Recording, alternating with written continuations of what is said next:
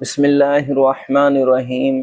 نحمدہ ونصلی علی رسولہ الکریم اما بعد السلام علیکم۔ آج ہم بات کریں گے خواب کے اندر حضور نبی کریم صلی اللہ علیہ وعلی آلہ وصحبہ وسلم کو دیکھنا کیسا ہے۔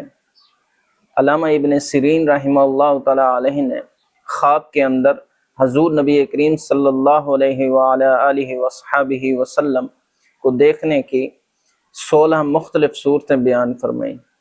اور ہر صورت کی مختلف تعبیرات بیان فرمائی ہیں۔ مثلا اگر کوئی شخص خواب کے اندر حضور نبی کریم صلی اللہ علیہ وعلی آلہ وصحبہ وسلم کی زیارت کرے تو یہ خواب صاحب خواب کے لیے دلیل ہے کہ غموں سے نجات پائے گا، اور اسی طرح فرض سے سرخرو ہوگا اور قیدی ہوگا تو نجات پائے گا، اور اسی طرح اگر دہشت میں ہو تو امن پائے گا، اور اسی طرح قحط اور تنگی دور ہوگی۔ اور بعض معبرین فرماتے ہیں کہ اگر مالدار ہے تو درویش ہو جائے گا۔ حضرت ابو ہریرہ رضی اللہ تعالی عنہ ارشاد فرماتے ہیں کہ میں نے رسول خدا صلی اللہ علیہ وآلہ وسلم سے یہ سنا ہے کہ آپ نے فرمایا کہ جس شخص نے مجھے دیکھا اس نے درست دیکھا، جیسے حدیث پاک کے اندر آتا ہے من رعانی فقد رعا الحق فإن الشیطان لا يتمثل بی۔ آپ صلی اللہ علیہ وسلم نے ارشاد فرمایا کہ جس شخص نے مجھے دیکھا اس نے حق دیکھا، کیونکہ شیطان میری صورت نہیں بنا سکتا۔ رسول خدا صلی اللہ علیہ وآلہ وسلم کو خواب کے اندر دیکھنا یہ غم اور اندوہ کو دور کرتا ہے۔ رسول خدا صلی اللہ علیہ وآلہ وسلم نے ارشاد فرمایا تعجب نہ کرو، میری زیارت کی تعویل سعادت آخرت ہے۔ اگر کوئی شخص رسول خدا صلی اللہ علیہ وآلہ آلہ وصحبہ وسلم کو خواب کے اندر ترش رو دیکھتا ہے تو یہ خواب صاحب خواب کے لیے سستی دین اور اس ملک میں بدعت کے زہر ہونے کی دلیل ہے۔ اور اسی طرح اگر کوئی شخص نبی کریم صلی اللہ علیہ وسلم کو ایسی جگہ پر دیکھتا ہے کہ جہاں لوگ پکارتے ہیں تو یہ اس امر کی دلیل ہے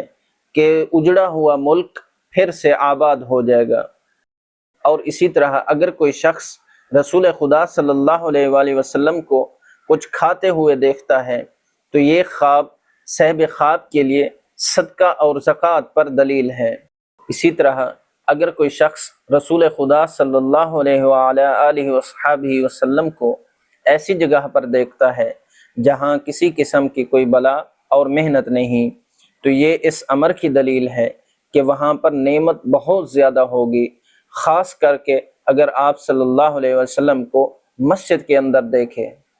اور اسی طرح اگر کوئی شخص آپ صلی اللہ علیہ وآلہ وسلم کو غمناک اور بیمار دیکھے تو یہ خواب صاحب خواب کے لیے دین کی کمزوری کی دلیل ہے۔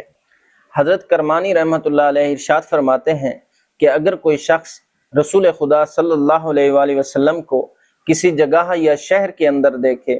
تو یہ خواب صاحب خواب کے لیے دلیل ہے کہ نعمت فراغ ہوگی اور جمعیت خاطر حاصل ہوگی، اور اسی طرح جس جگہ دیکھا ہے وہاں پر لوگ دشمن پر فتح پائیں گے۔ اور اسی طرح اگر کوئی شخص رسول خدا صلی اللہ علیہ وسلم کے کسی عضو کو کم ہوا دیکھے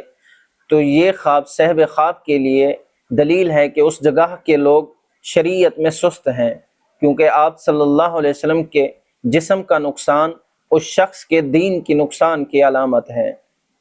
اور اگر دیکھیں کہ آپ صلی اللہ علیہ وآلہ وسلم نے صاحب خواب کو کوثر یا خشک میوے دیے ہیں تو یہ خواب صاحب خواب کے لیے دلیل ہے کہ اس شخص کو دین کے اندر پارسائی حاصل ہوگی۔ علامہ ابن سیرین رحمہ اللہ تعالی علیہ ارشاد فرماتے ہیں کہ اگر کوئی شخص نبی کریم صلی اللہ علیہ وسلم کو خواب میں دیکھے تو نیک لوگ دیکھتے ہیں، اور آپ صلی اللہ علیہ وسلم ان کو ان چیزوں کی بشارت دیتے ہیں جو ان کو پہنچیں گی، اور برے لوگوں کو گناہ کرنے سے بچاتے ہیں تاکہ وہ عذاب سے بچ سکیں، کیونکہ نبی کریم صلی اللہ علیہ وآلہ وسلم مومنوں کے لیے بشیر اور کفار کے لیے نذیر بنا کر بھیجے گئے ہیں۔ اگر کوئی شخص آپ صلی اللہ علیہ وآلہ وسلم کو خواب کے اندر غضبناک دیکھے تو یہ خواب صاحب خواب کے لیے دلیل اچھی نہیں ہے۔ صحابی رسول حضرت عبداللہ بن عباس رضی اللہ تعالیٰ عنہما ارشاد فرماتے ہیں کہ اگر کوئی شخص رسول خدا صلی اللہ علیہ وآلہ وسلم کا خواب کے اندر جنازہ دیکھے تو یہ خواب دلیل ہے کہ اس ملک کے اندر رنج اور مصیبت بہت آئے گی۔ اگر کوئی شخص آپ صلی اللہ علیہ وآلہ وسلم کو خواب کے اندر جنازے کے پیچھے جاتے ہوئے دیکھے تو یہ خواب خواہش اور بدعت پر دلیل ہے۔ اور اگر کوئی شخص آپ صلی اللہ علیہ وآلہ وسلم کو صرف خواب کے اندر دیکھ کر زیارت کرتا ہے تو یہ خواب مال اور نعمت اور ولایت پانے پر دلیل ہے۔ اور اگر دیکھیں کہ حضور صلی اللہ علیہ وآلہ وسلم اس صاحب خواب پر افسوس کرتے ہیں تو یہ خواب صاحب خواب کے کافر ہونے کی دلیل ہے۔ اللہ پاک سے دعا گو ہوں کہ اللہ پاک ہمارے لیے ہمارے ان خوابوں کو باعث برکت اور رحمت بنائیں، اور اللہ پاک سے دعا گو ہوں کہ اللہ پاک ہم سب کو